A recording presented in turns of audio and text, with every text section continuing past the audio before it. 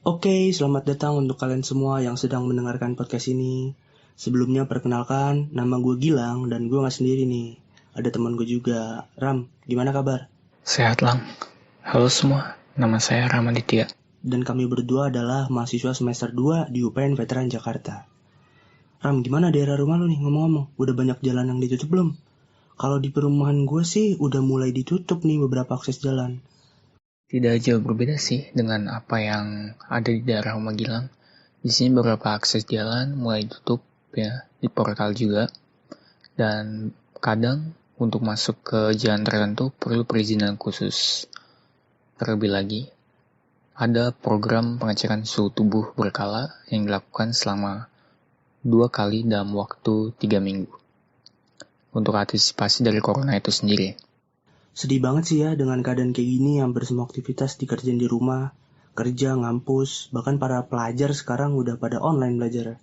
Kita bareng-bareng berdoa aja semoga wabah ini cepat berakhir dan kita bisa beraktivitas seperti biasanya. Amin. Ram, gue mau nanya nih. Sebelum kuliah di UPN, dulu lu sekolah di mana aja sih? Oke, untuk sekolah saya pernah sekolah di SD Cipta 2, SMP di Cenderawasih 2, SMA di Kartika X1, Jakarta Selatan. Kalau Gilang sendiri? Kalau gue SD-nya di SD Limus Tunggal 1, SMP-nya di SMP 3 Cilengsi, SMK-nya di SMKN 2 Kota Bekasi. Oh, gitu. Ngomong-ngomong, kenapa Gilang tanya begitu? Soalnya hari ini kita bakal bahas tentang sekolah, Ram. Seru nih pasti. Tapi sebelum itu, gue mau cerita dulu. Dulu zaman kita sekolah, kita pasti pernah ngalamin hal ini nih. Guru tuh kan biasanya sering nanya-nanya ke muridnya gitu ya. Misalkan ada guru nanya nih, ada yang bisa ngerangkum lagi apa yang udah saya jelaskan tadi? Nah, biasanya reaksinya tuh macem-macem. Yang pertama, ada tipe murid yang berani jawab gitu. Biasanya yang kayak gitu tuh pinter tuh muridnya. Yang kedua, ada juga yang diem. Ya, dia diem karena dia nggak tahu jawabannya aja gitu, jadi dia diem. Nah, yang ketiga nih atau yang terakhir, ada tipe murid yang sebenarnya dia bisa ngejelasin, paham materinya, tapi nggak berani jawab karena takut salah. Nah, poin yang terakhir ini yang akan kita bahas. Kenapa bisa takut salah?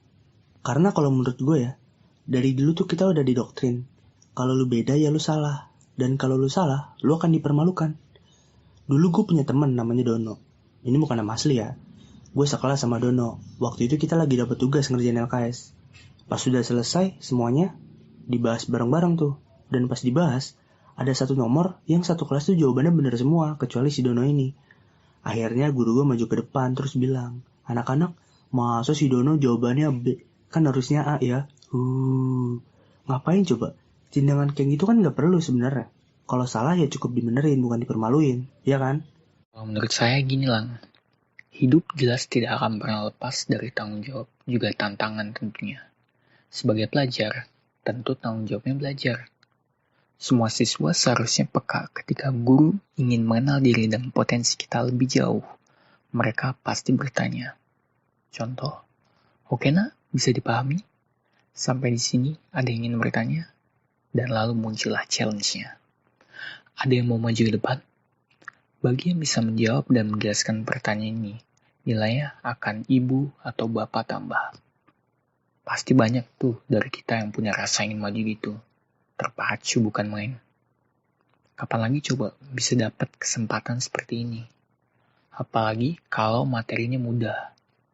Bu, saya ingin mencobanya. Saat itu majulah kita menjawab pertanyaan itu dengan segenap kemampuan kita. Tensi dan suasana yang hening biasanya buat kita makin tegang. Akibatnya apa? Well, we'll be nervous. Tapi alangkah baiknya nikmati saja. Enjoy. Toh tujuan utamanya itu ingin bisa. Nilai aman atau bahkan plus itu hanya bonus gitu dari guru. Setuju kan? Enak tidak sih dipermalukan? Ya tentu tidak. Tapi bagaimanapun mental kita harus siap menerima.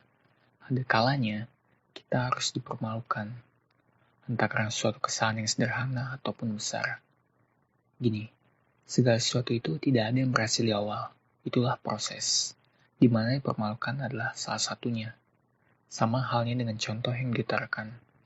Ketika siswa diminta menjawab, dia harus maju dan jangan menolak. Dilematis setelah salah, lalu dipermalukan. Wajar, itu tandanya kita kurang. Tandanya kamu, saya, dan kita semua berhak untuk bisa. Inilah belajar, memulai, gagal, terus-menerus, dan berhasil pada akhirnya. Gue setuju sih, guru itu sebenarnya cuma mau kita lebih aktif di kelas. Tapi masalahnya nggak semua orang bisa sepede itu, Ram. Misalkan hal itu terjadi, secara nggak langsung kan, itu bisa nurunin mental kita. Bahkan dalam sehari, guru bisa ketemu kita dari jam 7 sampai jam 3 atau jam 4. Kalau kebanyakan guru suka mempermalukan muridnya kayak gitu, apa yang mau diharapkan? Gua paham, nggak semua guru kayak gini. Tapi kita juga nggak bisa menyangkal, hal-hal seperti ini masih sering terjadi di sekitaran kita. Betul banget Gilang, itu lumrah terjadi. Seperti yang saya bilang sebelumnya, itulah prosesnya. Di benak setiap murid pasti terbesit. Kenapa sih harus dipermalukan kalau salah? Koreksi, bukan pelajar saja. Semua orang bisa dan sering mengalami itu. Padahal masih banyak suatu cara dari guru kita yang lebih membangun, ya kan? Misalnya, bisa menegur saat kita sendiri melalui konseling khusus di ruangan beliau. Tapi tindakan ini kenyataan sulit diterapkan secara menyeluruh. Salah satunya itu, karena waktu mengajar saja bisa lebih dari 6 jam. Ditambah jumlah murid yang cukup banyak, tidak bisa dihitung dengan jari begitu saja. Ketahuilah, itu suatu hal yang membuatmu lebih mengerti bahwasannya hidup ini bukan tentang apa yang benar dan sesuai kehendak saja. Kuncinya mengerti dan percaya dirilah kita bisa melakukan itu.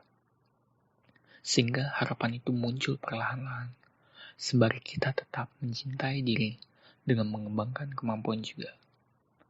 Take it easy, teman. Ini memang tidak semudah berbicara. Setiap orang punya standar yang berbeda. Saya yakin kamu bisa seperti yang lainnya. Inilah rintangan kita sebagai pelajar. Bagian kecil yang harus kita hadapi sedikit demi sedikit. Hingga berlalu dengan buah keberhasilan yang indah. Nah, makanya, gua rasa sih hal itu jadi tugas bersama. Percuma kalau muridnya udah berusaha keras untuk lebih aktif, tapi mentalnya dijatuhkan oleh gurunya. Kadang kita emang harus pahami, ada orang yang memang sulit untuk berani berbicara di depan orang. Makin parah lagi, ketika dia berani maju, malah diketawain. Malah kadang sebenarnya yang paling jahat tuh teman kita sendiri. Kadang yang paling kenceng ketawanya ya teman kita sendiri. Miris sih. Gue gak nyalahin orang ketawa ya. Ketawa itu kan reaksi dari sesuatu yang kita anggap lucu. Ya jadi wajar kalau kita ketawa. Tapi jangan berlebihan lah. Lagi pula yang ngetawain kita juga belum tentu bisa sebenarnya. Jadi menurut gue, guru dan murid harus saling bekerja sama untuk menghilangkan habit ini. Wah, iya, betul. Kerjasama itu penting. Jadi alangkah lebih baik bila guru tersebut memberikan masukan dan arahan yang positif ketika siswa yang maju itu salah. Karena memang setiap murid itu potensi dan karakternya berbeda-beda. Di samping hal itu, seandainya teman kita salah saat maju, guru juga mengajak teman kita yang lain agar tetap suportif dengan memberikan aplaus sekaligus kesempatan bagi yang merasa bisa membantu. Sehingga mereka tidak hanya tertawa, tapi berusaha membangun sikap saling menghargai. Terakhir, timbullah rasa percaya diri dan pendirian baru yang lebih baik nantinya. Oke Ram, kayaknya cukup nih pembahasan kita. Semoga harapan-harapan yang kita sebutin tadi bisa tercapai ya.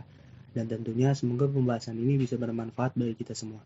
Terima kasih untuk kalian semua yang sudah meluangkan waktu untuk mendengarkan podcast ini. Stay safe, stay at home, sampai keadaan membaik. Kita